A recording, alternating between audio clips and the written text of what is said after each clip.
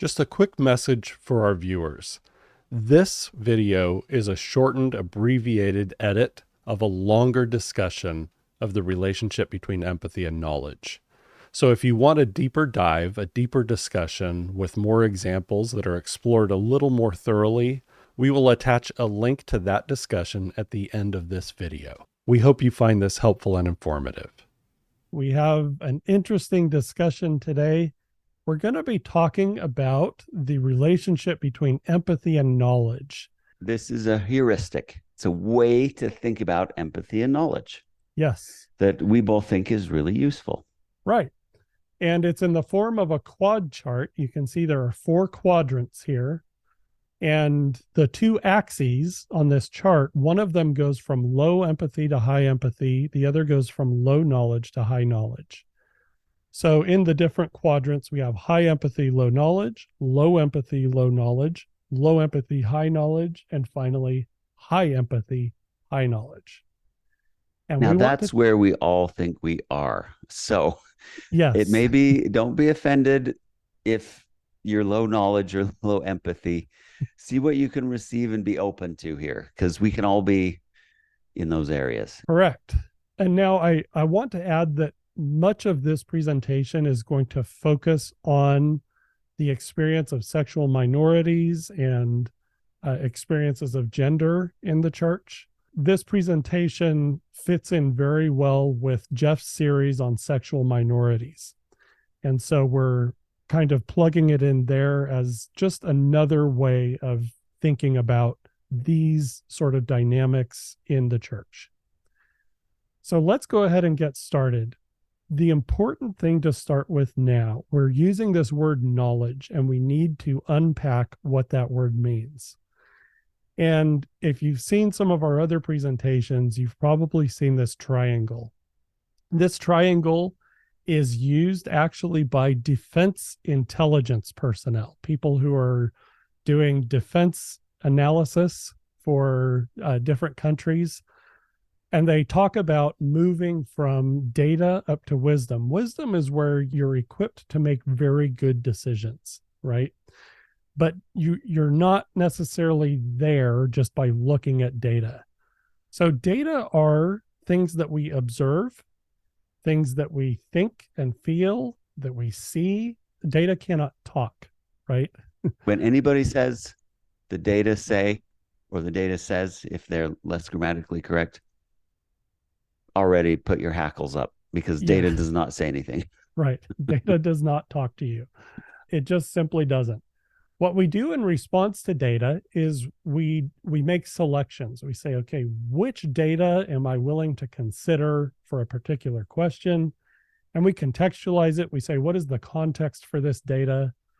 And we organize it. And at the end of that process, we have information.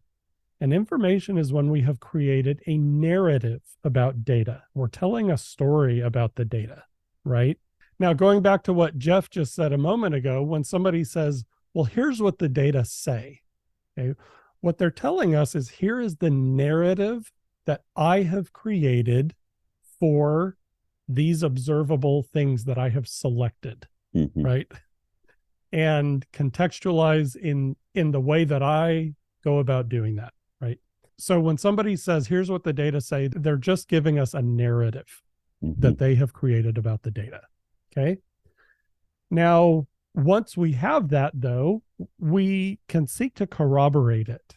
Do other people arrive at the same story in response to the same data? And some people doing this with data might be in the knowledge, in the sense that they're looking for counterfactuals, what might disconfirm or refute the narrative I've shown. That's the only way we can get up to knowledge, is by questioning this narrative, this information we have, is by, okay, does this apply everywhere, or where does it or doesn't it apply? Right. And all of that is that process of determining the validity for information, for our narratives, right? So that involves epistemology. It involves, like Jeff said, you expose narratives to counterfactuals. And a lot of times, you might not necessarily abandon your narrative, but you might sharpen it. You might find some weak spots in the narrative and and jettison those, And at the end of that, ideally, if you've been pretty rigorous about it, you're pretty confident that you are at the level of knowledge. And insofar as that is possible to achieve, right, with the data that you hold. Then, if you have decisions to make in response, then you can ask questions of ultimate good and weigh contraries and make value judgments. And This those is are where you decide how and if you want to act on your knowledge. right. So this is about acting in wisdom. So let's talk now about some influencers.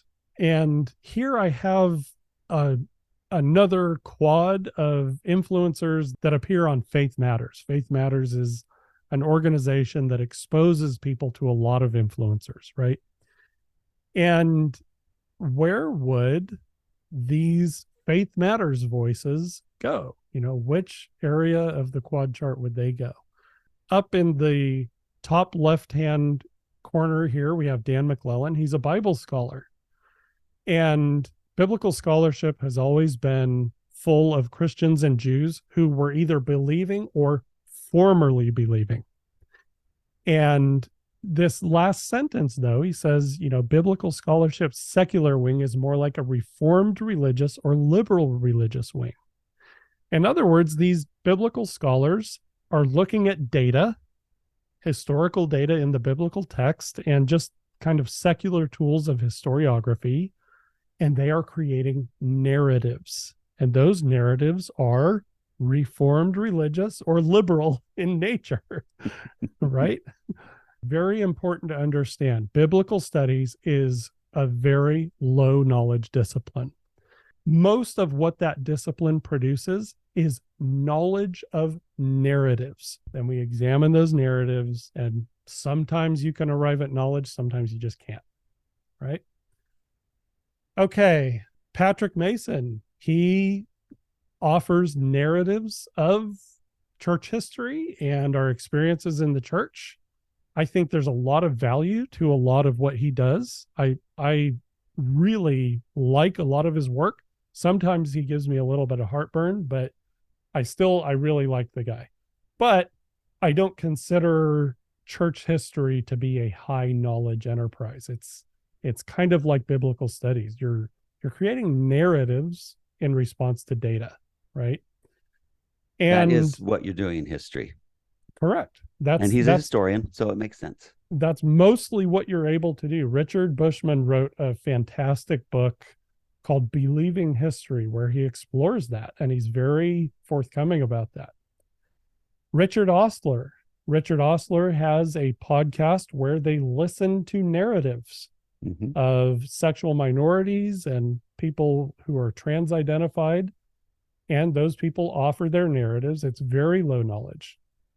It's useful and important. Richard himself could be high knowledge, but his podcast is its purpose, and if you understand its purpose, it can still be useful and valuable and worthwhile, just like you were saying about Patrick. Right. But it is 100% narratives. Yeah. That's all you're going to get there. Right. And just understand that when you listen, there's some wonderful narratives. I've been on there. Right. And I think Richard's a really good man. Yeah. But that is what his podcast is. That's Correct. all it is. So if you understand its limitations, then that's fine. Listen to it. Yeah. Yep. Just keep your expectations properly calibrated, right? Julie Hanks is someone who has been on Faith Matters, and she's a very popular influencer. She promotes kind of a therapeutic gospel. What Julie Hanks has in common with pretty much everybody in Faith Matters, except I would say maybe Jared Halverson, is they avoid some questions. And the questions that they avoid are, for example, is President Russell M. Nelson a prophet of God? Okay. Is the Church of Jesus Christ of Latter-day Saints what we claim it to be? Did Joseph Smith actually see God the Father in Jesus Christ? Do we have living prophets in our day? Is it the only true and living church? Right. Not just one set of useful truths that are good, but there's others that might be just as good. Right. Is it the Church of Jesus Christ? Are the gifts of the Spirit manifest in our work in the church, especially our temple work in, helping people to gain their temple ordinances, right? Faith Matters avoids these questions. Faith Matters, it's almost kind of an agnostic approach to these, which are actually core questions for Latter-day Saints.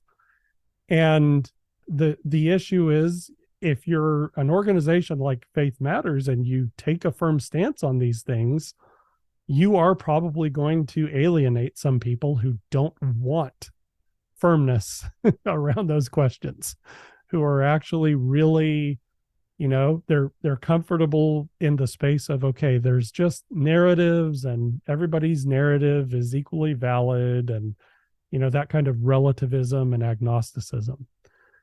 So Faith Matters is a high empathy and low knowledge platform for influencers. Now, we are going to come back and talk about empathy a little bit more later on.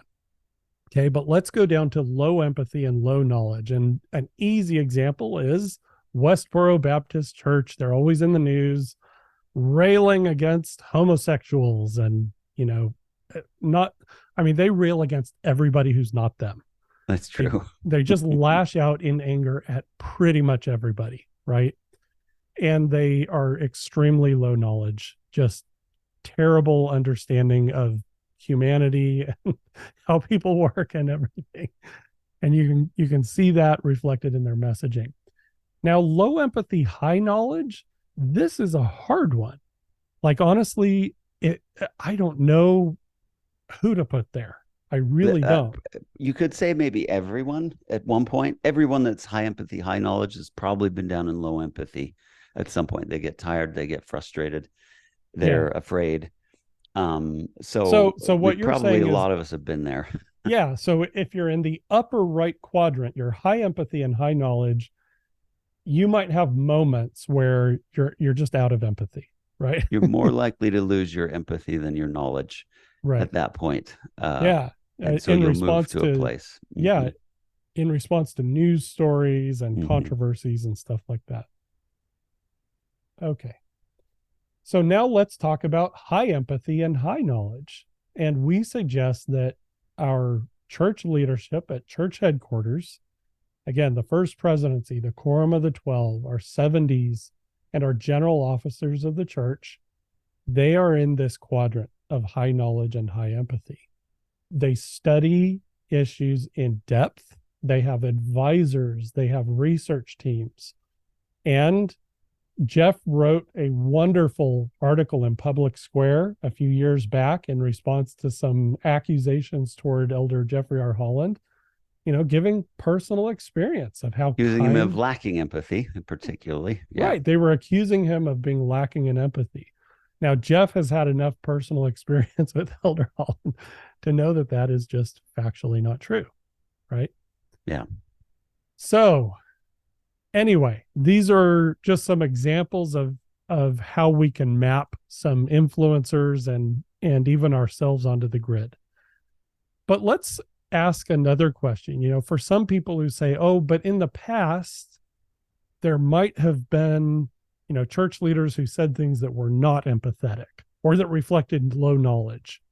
Or, we recently heard a criticism of the church over the hiring of Aaron Sherinian as communications director, that, oh, he's high empathy, but low knowledge because of some things that you see on his social media accounts from years ago.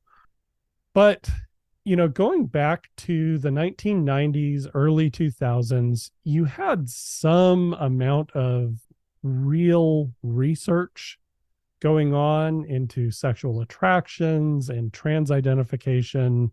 I think of like Lisa Diamond and Ray Blanchard, people who were actually asking some questions and really trying to study these issues, but there weren't very many of these people.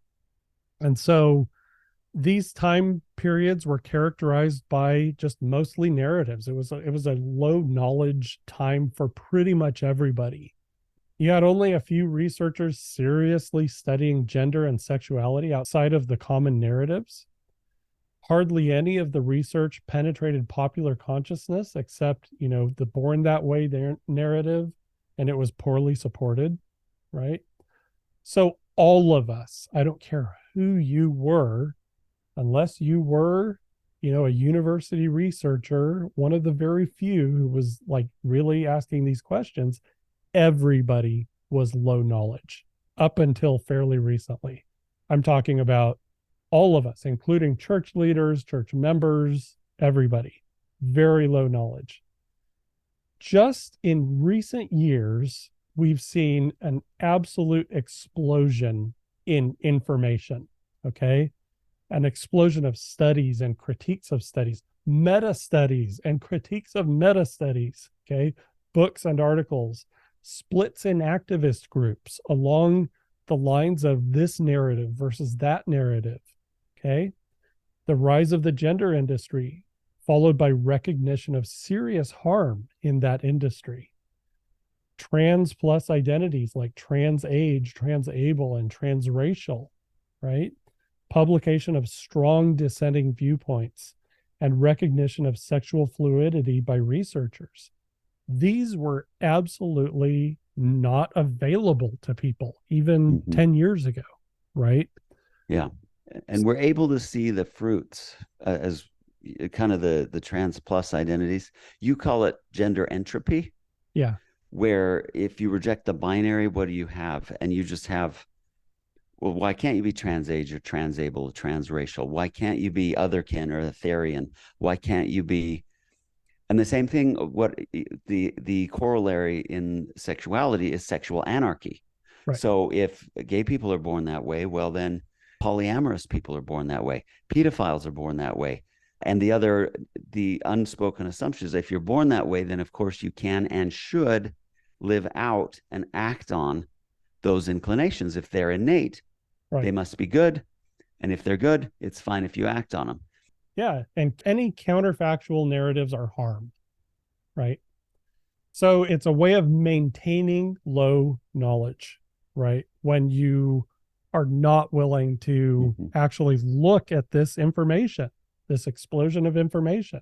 And we can see where that leads, right? It doesn't lead to just inclusion and this happy, everybody get along nirvana. But in fact, some real harms are now becoming apparent in this solvent that's been applied to social norms. Yep. Again, do not judge church members, church leaders, or anybody by things that they were posting on social media 5 years ago when we did not have the information that we currently have. Let's talk about where empathy fails, because we've been talking about empathy as if it's always a good thing, right? Empathy is just this wonderful attribute, and a lot of people think it's Christ-like, right? They even attach that label to it. Here's a post that emerged on X recently. Just a week or so ago, there was an article in the New York Times chronicling the stories of detransitioners and how they were treated by the gender industry. Okay. And it was an incredible article, very well done, very thorough, very measured, very balanced. I was amazed that it came from the New York Times. A lot of us were. And of course, it ran into all kinds of criticism from trans activists. So here's a post on X, formerly Twitter, that said, the most striking thing about the massive trans activist criticism of Pamela Paul's New York Times piece is their utter lack of empathy for the people she interviewed. People wrongly diagnosed and in some cases seriously damaged by medical transition. Zero, zip, nada compassion. Okay. Now, a lot of people in ally circles looking at people who identify as trans, they probably consider themselves very empathetic. And people who identify as trans probably consider themselves very empathetic. But the problem is, what happens when someone has a narrative of harm that doesn't fit this narrative that you have adopted, right? Well, I created a meme that kind of illustrates that. Because there are a lot of people who say, oh, I have so much empathy for the marginalized. Well, what if they go against your narrative, though? Then they're not marginalized, and therefore they Right, don't deserve empathy. right. All of a sudden, they're not marginalized anymore. But this thing that I called my empathy is really just partisan sympathy. Partisan means I have a team. That's who I have sympathy Yeah. for.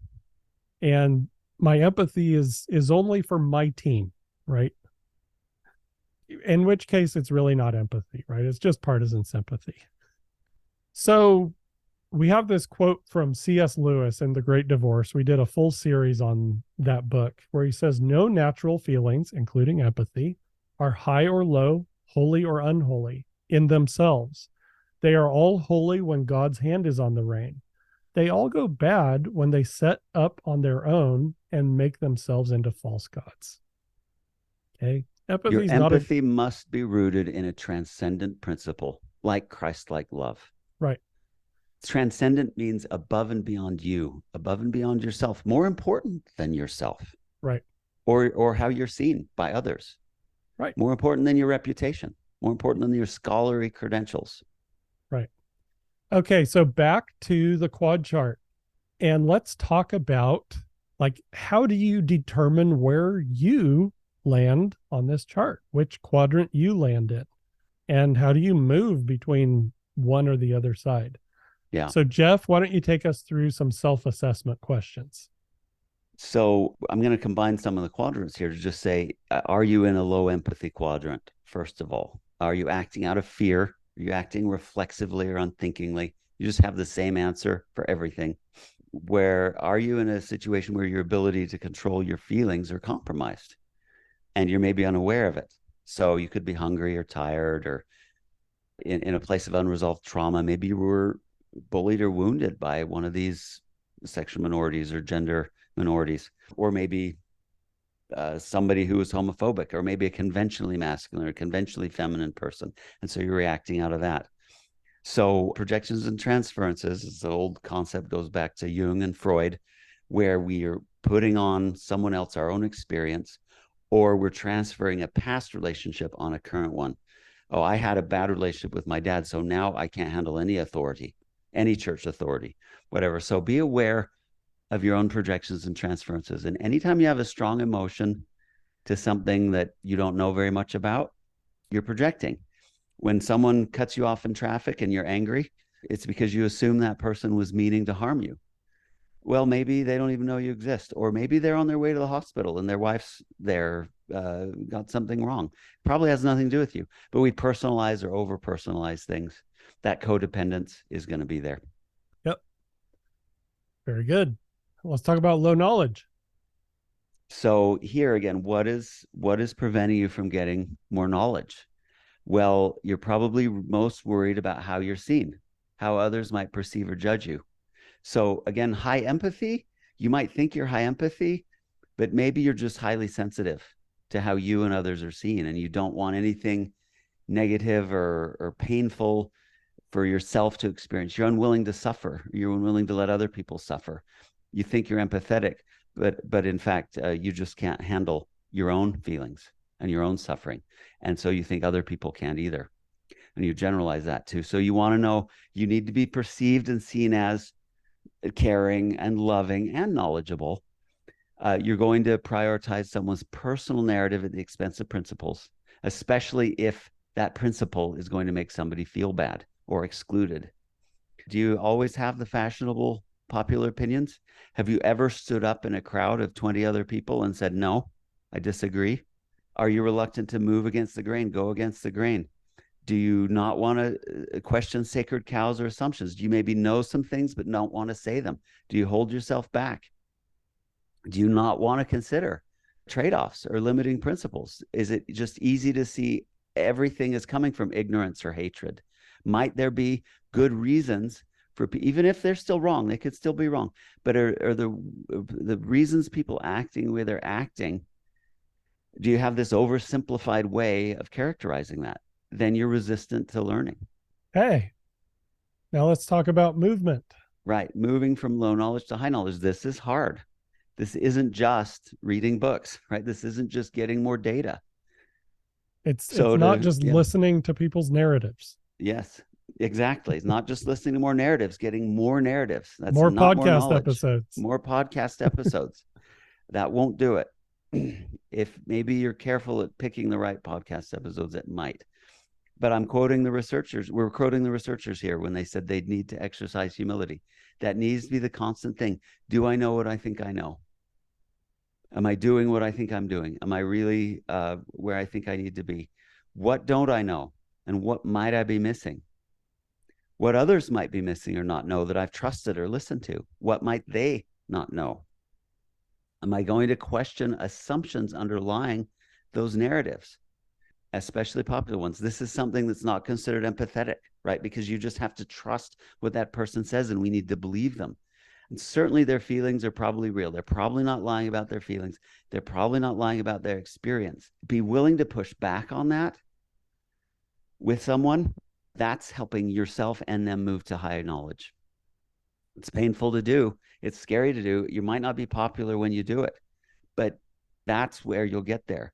So disconcerting information, potentially less common, suppressed information, uncomfortable truths, those are the things that we need to seek out and look for to know how we can move to those areas. Right. Okay. Well, very good. I hope this has been helpful. This is challenging. Yeah. Just being able to see these different quadrants, I think is really helpful for understanding where people are coming from. And it doesn't mean we have to get judgy about who is in which quadrant. But if you can see where somebody is and say, okay, yeah, I've spent time there too, right? Mm-hmm. I've been in the low knowledge quadrant, this low knowledge quadrant. I've had moments of low empathy too. You might be able to minister better if you assess this. Yeah. But yeah. regardless of doing this with others, the most important thing to do is within ourselves. Correct. Absolutely. Because we can easily move to low empathy. And we can easily let our empathy overrule our knowledge or our ability to get better knowledge. Yep. I think we've all done that. We've all been there. Absolutely.